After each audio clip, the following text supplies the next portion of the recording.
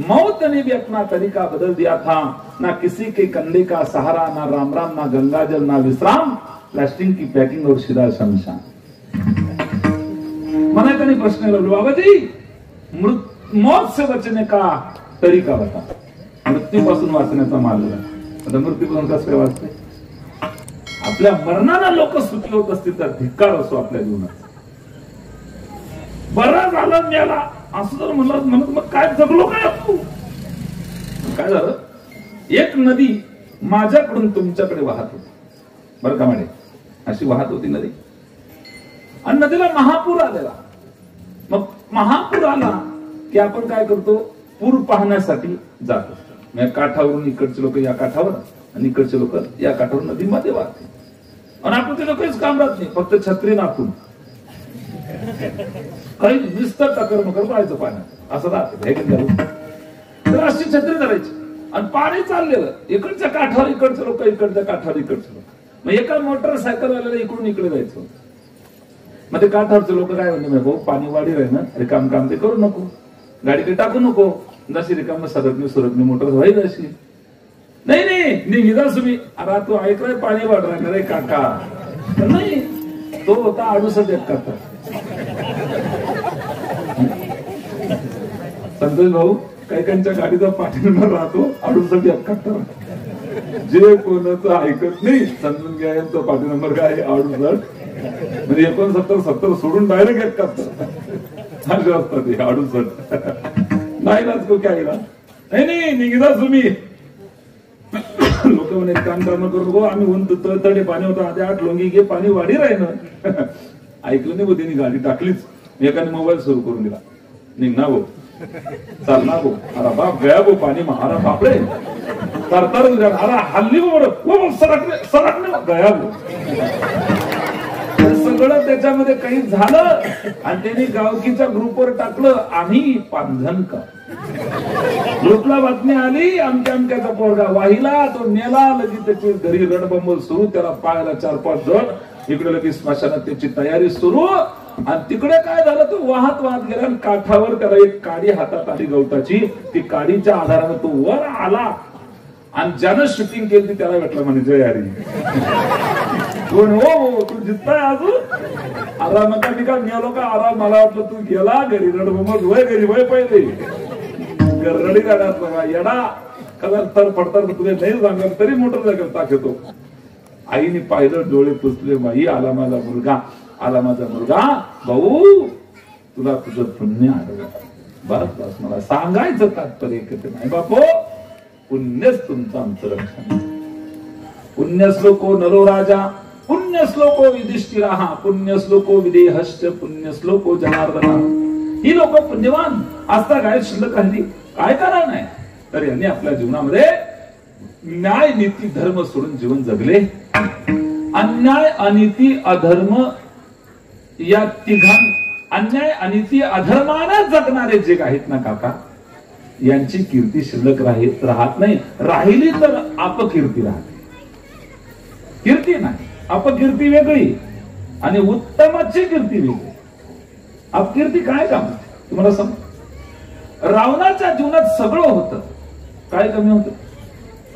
राहायला सोन्याची लंका, विद्वान होता, भक्त होता, पण न्याय नीती धर्माने जीवन जगणारा नसल्यामुळे साजूक तूप खाणारा रावण झाडाची पानं खाणाऱ्या माकडाने संपवला। याला कारण काय? याला कारण हेच आहे, न्याय नीती आणि धर्माने जगणाराची कीर्ती उत्तम राहते, पण अन्याय नीती अधर्माने जगणारा तो शिल्लक राहत नाही। तुम्ही कितीही बलवान असा, खात नाही तुम्हाला कोणी, कुत्र सुद्धा होणार नाही जर तुमचं कर्म चुकलं। न्याय नीती धर्माने जीवन जगणाऱ्या राम प्रभूच्या वनवासाच्या दुःखानं आजही रडू येतं आणि रावणाची चिता पेटते, लोक आनंद पावतात। आपल्या मरणाला लोक सुखी होत असतील तर धिक्कार असो आपल्या जीवनात। बरा झाला मेला असं जर म्हणत मग काय जगलो काय तू? काय बरं झालं गावातली घाण गेली असं जर कुणी आपल्या मरणाला म्हणत असेल तर मग काय जगलो रे आपण? ध्यानात ठेवा, श्वास संपवणं वेगळं आणि जगणं वेगळं. मला एकाने प्रश्न विचारला, बाबाजी मौत से बचने का तरीका बता. मृत्यूपासून वाचण्याचा मार्ग. आता मृत्यूपासून कसं काय वाचते? मौत से बचने का शानदार तरीका क्या है? सुनो जी, मौत से बचने का शानदार तरीका है जाते जाते किसी के दिल में जगह कर लो. इससे और मौत से बचने का शानदार तरीका क्या हो? जाताना कुणाच्या तरी हृदयात जागा करून जा. तर तुम्ही जगलात, उरलात तर तुम्ही पुण्यवान होतात. नाही तर खात नाही कोणी. श्रीमंतीला तर कोणीच नाही. माकडाने तुम्हाला संपव काय पिव. तुम्हाला सांगतो, एवढा बलाढ्य रावण सीताबाईला नेत न्यायला आला तेव्हा थरथर घाबरत होत. किती तुम्ही बलवान असाल आणि तुमचं कर्म जर चुकलं असेल तुम्हाला घाबरावंच लागेल. किती बलवान आहे, तुमचं कर्म चुकलं ना तुम्हाला भीतीचं जीवन जगावंच लागेल. एखादी गोष्ट चूक आपल्या जीवनात झाली तर तरी सुद्धा माणूस घाबरतो. त्याला माहित पडलं तर काय होईल. याचा अर्थ कर्म चुकलं. बलाढ्य रावणाला सुद्धा संपावं लागलं. काय जगू नका, अपकीर्तीने जीवन जगू नका, अपकीर्ती राहील असं वागू नका, उत्तमची गुरे केली. तुकाराम महाराजांच्या नामाचा उदो उदो आजही होतो. याला कारण पुण्यवान. ज्याला कीर्ती रूपाने शिल्लक राहायचं असेल त्यांनी पुण्यवान. दिगंबर ईश्वर विभूती राहिल्या त्या कीर्ती जगा माझी. कीर्ती रूपाने आपण शिल्लक राहू शकतो जर आपण पुण्यवान असला तर. पुण्यवान लोक शिल्लक आहे आज. ऐका, का पुण्यवान व्हायचं तर त्याचं पहिलं कारण आहे, ज्याला या विश्वामध्ये कीर्ती रूपाने शिल्लक राहायचं असेल त्यांनी पुण्यवान व्हायचं. माणूस गेल्यानंतर सुद्धा शिल्लक राहतो की जगद्गुरु तुकोबाराय आज तागायत आपल्या आठवणी. अजून ते गेलेले नाही. अभंगाच्या रूपाने शिल्लक. माणसाने असं जीवन जगावं की आपल्यावर कुणीतरी काहीतरी दोन शब्द लिहावं, नाहीतर असं लिहून जावं की आपण गेल्यानंतर लोकांनी सतत वाचलं पाहिजे. तुकोबाराय अभंगाच्या रूपाने आजही शिल्लक येतात, कीर्ती रूपाने शिल्लक. दुसरं कारण का पुण्यवान व्हायचं? ऐका, थोडस महाभारताकडे मी तो चालतं का? महाभारतात वेदापासून महाभारत, महाभारतापासून भगवद्गीता, भगवद्गीतेपासून ज्ञानेश्वरी, ज्ञानेश्वरीपासून गाथा, अशी नाही काय. गाथा वाचला की सगळं वाचलं. सगळ्या ग्रंथाचा उत्तम सार. जसं नानाविध फुलांचा मकरंदाचा परिपाक मध आहे, तसं अनेक ग्रंथांचा परिपाक म्हणजे गाथा आहे. वेदात है केलेली वरण, वेदात है केलेली वरण, वेदात है केलेली वरण, वेदात है केलेली वरण. अर्थ ही गहना करोनिया, अर्थ ही गहना करोनिया. पंडित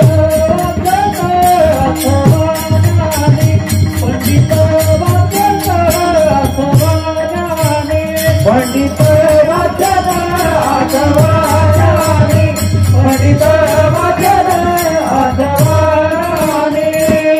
ओ चहू वेदाचे केलेली वरण. मला सांगा काका, वेद किती आहेत? 4. पाहिले डोळ्यांनी? बोला निवपांजर, माझ्याशी बोला नंद. पाहिलेत का? नाही. तुम्हीच काय? मी नाही पाहिलं ते. 4 वेद आहेत हे माहिती पण पाहिले नाही. 6 शास्त्र आहे हे माहिती पण पाहिले नाही.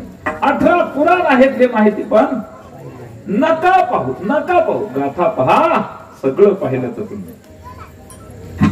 अलौकिक ग्रंथ संपदा आहे तुकोबाराय.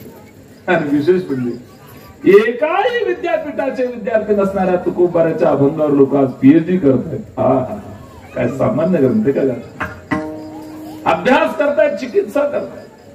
मला एक काही उदाहरण दाखवा महाराज की कुराणावर लोक अभ्यास करतायत. एक उदाहरण मला दाखवा की बायबलवर लोक अभ्यास करतात. एक उदाहरण मला दाखवा. पण आजही वेदावर, ज्ञानेश्वरीवर, गाथ्यावर, गीतेवर, महाभारतावर, रामायणावर अभ्यास करतात लोक.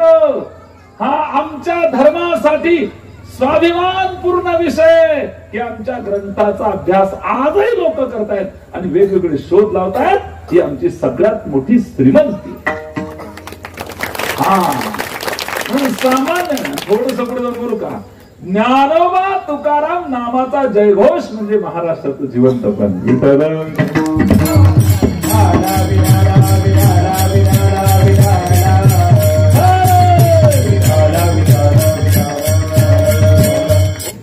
पहिलं कारण पाहतोय आपण पुण्यवान काळ. ज्याला कीर्ती रूपाने शिल्लक राहायचे त्यांनी पुण्यवान व्हायचं, ज्याला उरायचं गेलं. एक दुसरं कारण महाभारताकडे चला. महाभारतामध्ये काय झालं काका, पांडवांना 12 वर्षाचा वनवास होता. किती वर्षाचा? 12 वर्ष. आणि 1 वर्षाचा अज्ञातवास होता. काय होता? अज्ञातवास. अज्ञातवास म्हणजे काय दादू? 12 वर्षाचा वनवास. त्याला वेगळं कारण आहे, मी ते कारण मला सांगत नाही. पण पांडवांना वनवास होता 12 वर्षाचा. रामाला किती वर्षाचा होता? 14 वर्ष. बरोबर. तापस देश विशेष उदासी 14 बरस राम वनवासी. 14 बरस राम वनवासी. चौपाई आहे. 14 वर्षाचा रामाला, पण पांडवांना 12 वर्षाचा वनवास होता आणि 1 वर्षाचा अज्ञातवास होता. का अज्ञातवास म्हणजे काय? 12 वर्षाचा वनवास भोगायचा, 1 वर्ष अज्ञातवासात त्यांनी असं राहायचं की त्यांना कोणीच ओळखायला नको. ओळखलं की हे पांडव आहे की पुन्हा 12 वर्षाचा वनवास होता.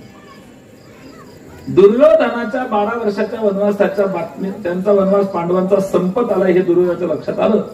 खुर्ची जाण्याची भीती वाटली म्हणून दुर्योधनाच्या बुद्धीची पण कीव करावी म्हणून त्याने भीष्म पितामहाला विचारलं. ऐका भीष्म, ऐका. भीष्म पितामहाला विचारलं काय की ज्या गावामध्ये पुण्यवान लोक राहतात, ज्या गावामध्ये देवाचे भक्त राहतात, त्या गावचं भौगोलिक वातावरण कसं असतं. म्हणजे पांडव कुठे आहे त्याचा शोध त्याला घ्यायचा होता. पण विचारताना काय विचारलं? पांडव कुठे हे नाही विचारलं.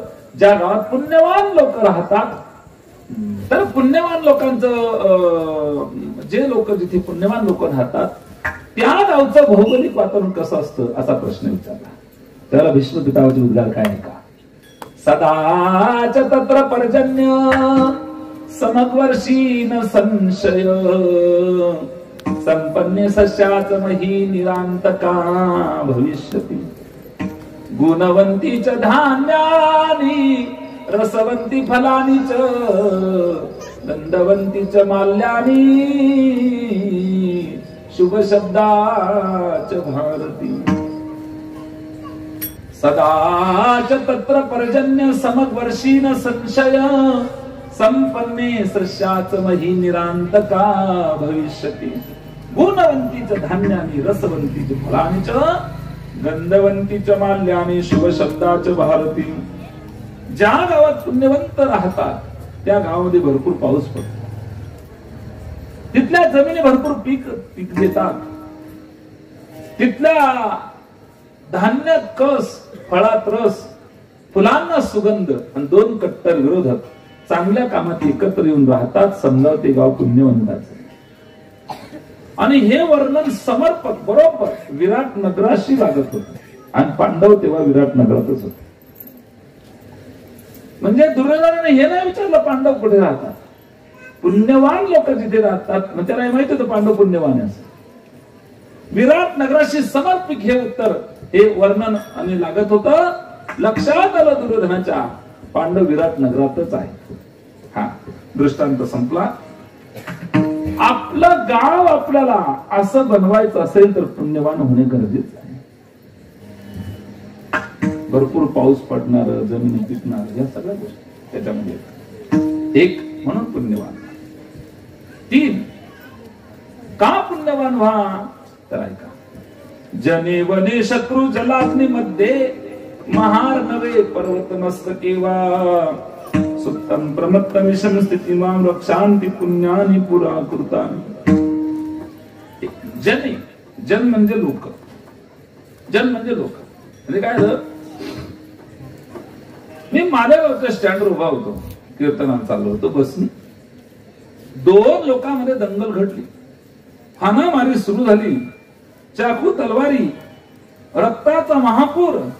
तेवढ्या गडबडीत मी तिथे होतो आणि एक जण माझ्या डोक्यात तलवार टाकणार, तेवढ्यात एका हॉटेलला काकांनी माझी कॉलर मागच्या बाजूने ओढली आणि मला आत घेतलं, शटर लावलं. मला म्हणे, महाराज मेले असते ना. दृष्टांत हा फक्त सिद्धांत पटवण्यासाठी खरं काही असं घडलेलं नाही, फक्त सिद्धांत. एवढ्या गडबडीतून मी वाचलो. बस आता टोला देणार, माझा रघुपती राघव राजाराम होणार. पण तेवढ्यात त्या हॉटेलला काकांनी मला वाचवलं. थोड्या वेळाने पोलीस आले, मिलिटरी आली, वातावरण शांत झालं. मी कीर्तनला जाणं सोडते ना, डायरेक्ट घरी निघू. मग मरी जातो का सांग, कीर्तन उरतं काका, घर चाल. घरी गेलो. माझ्या आईने बरोबर, काय तुझं कीर्तनला घ्यायचा ना, वापस का बरू ना. म्हणतो, माडे तू ना पारस ना 2 तुकडाच होता. कस काय आग्रा म्हणता, इथलं बेकार काम होतं त्या मालेगावले, बाज दणका टाकाना उशीर होता. मला तटला तटे रघुपती राघव राजाराम. माझ्या आईला वाईट वाटलं. तिनं कडकड बोर्ड मोडली. मला म्हणजे, दादा तू एवढ्या कठीण संकटातून वाचला ना, तुझं पुण्य तुला आडवा. म्हणजे सांगा, शरीराचं रक्षण कोण करत? पुण्य करता पुण्य. ध्यानात ठेवा, पुण्याची बाजू कमी नसावी. 20-20 लाख रुपये लोक दवाखान्यात स्वतःला वाचण्यासाठी घालताय. कोरोना काळ आठवा, मौत ने भी अपना तरीका बदल दिया था. ना किसी के कंधे का सहारा, ना राम राम, ना गंगाजल, ना विश्राम, प्लास्टिक की पैकिंग और सीधा शमशान. पैसा नाही या शरीराचं रक्षण करत, पुण्यच रक्षण.